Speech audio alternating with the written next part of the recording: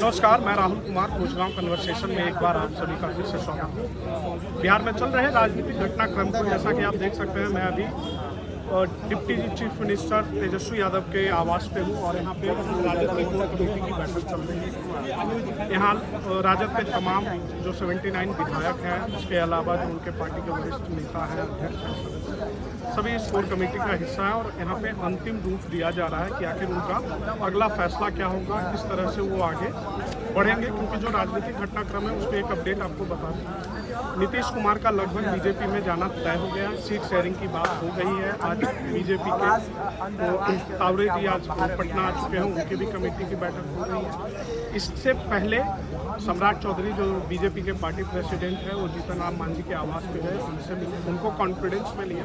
उनको कॉन्फिडेंस में लेना बीजेपी के लिए इसलिए ज़रूरी है क्योंकि राजद के तरफ से जीतन राम मांझी को मुख्यमंत्री तक के पद का ऑफर कर दिया।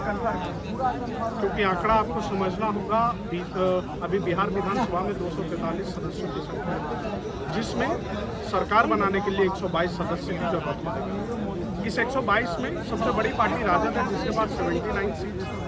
दूसरी सबसे बड़ी पार्टी बीजेपी है, उसके बाद जदयू है, कांग्रेस है, लेफ्ट है और उसके बाद एक निर्दलीय और एक AIMIM के सदस्य हैं।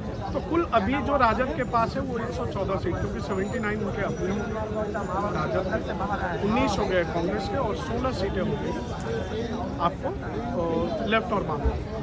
उनको 4 सीट ऐसी घट रही है, 8 सीट उनको ऐसी घट रही है जो कि सरकार बनाने के लिए उनको जरूरी है। इसमें 4 सीट अगर मांझी जी तैयार हो जाते हैं तो उनका यही आंकड़ा 118 पे आ जाता है और वो जादुई आंकड़ा को पार करने के लिए केवल 4 सीट की दरकार होती है, जिसमें एक निर्दलीय को जोड़ दें और एक AIMIM के जो वैसी साहब की पार्टी है, उनका एक विधायक आ जाएगा तो इनका 120 का आंकड़ा। अब ये गेम प्लान क्या है, ये भी इस तरीके से भी कर सकते हैं। अगर जीतन राम मांझी के साथ नहीं भी आते तो राजद की कोर कमेटी में जो बैठक चल रही है उसमें यह भी फैसला हो सकता है कि जदयू से कम 16 ऐसे विधायकों को उनको मनाना पड़ेगा जो कि विधानसभा सत्र में इससे पहले इस्तीफा दे दे और विधानसभा की विधायकों की संख्या कम हो जाएगी और उसके बाद जो राजद की 116 सीटें हैं कांग्रेस और लेफ्ट को मिलाकर, उसके बाद वो आसानी से सरकार बना सकते हैं। तो इन्हीं तमाम मुद्दों पर राजद की कोर कमेटी की बैठक चल रही है। उनके तेजस्वी यादव के आवास पर ये बैठक हो रही है। बीजेपी भी अपनी बैठक कर रही है। जब से जीतन राम मांझी से सम्राट चौधरी जी मिलके आए, उसके बाद जीतन राम मांझी ने भी यहाँ अनाउंस किया है कि सामने उनकी पार्टी की भी बैठक होगी। वो भी अपनी पार्टी से विचार विमर्श कर रही है, क्योंकि उनको अभी 2 तरफा ऑफर जीतन राम मांझी को मिला। हालांकि उनका फिर से एक स्टेटमेंट आया कि वो नरेंद्र मोदी के नेतृत्व में ही लोकसभा चुनाव में जाएंगे, विधानसभा में भी वो नरेंद्र मोदी के नेतृत्व में ही रहेंगे। ऐसे जब परिस्थिति बन रही है तो कहीं ना कहीं जीतन राम मांझी को ऑफर को आने निश्चित है। लेकिन उनको अगर ऑफर को स्वीकार कर लेते हैं तो क्या फिर भी राजद सरकार बना सकते हैं? क्योंकि राजद के पास पूरी सीटें नहीं हैं। उनके पास एक ही ऑप्शन बचता है कि किसी भी पार्टी से, और वो पार्टी शायद, क्योंकि यहाँ जो कार्यकर्ता हैं उनके आवास पे जुटे हों, उनका भी कहना है कि जदयू के 14 विधायक मिसिंग हैं, वो नीतीश के साथ हैं। तो इस तरह के अफवाह भी हैं। अगर इस तरह की कोई बात होती है तो, और अगर जदयू से विधायक राजद में आते हैं तो वो सरकार बना सकते हैं, लेकिन उसमें भी एंटी डिफेक्शन लॉ लग जाएगा दल बदल का।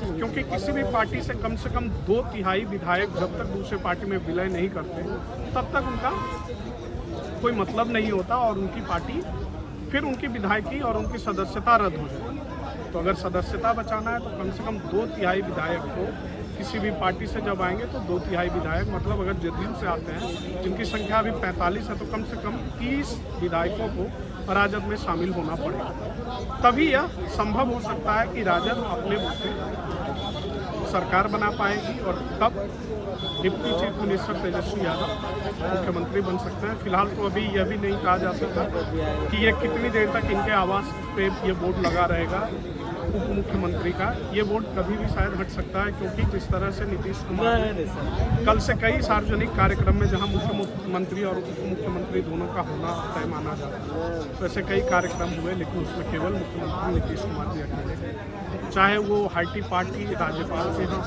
चाहे आज एक मंदिर के प्राण प्रतिष्ठा की बात या कई अन्य सरकारी कार्यक्रम जहाँ पे नीतीश कुमार खुद ही अकेले गए हैं, वहाँ कोई और भी उनके साथ मतलब राजद के तरफ से कोई भी नेता मौजूद नहीं।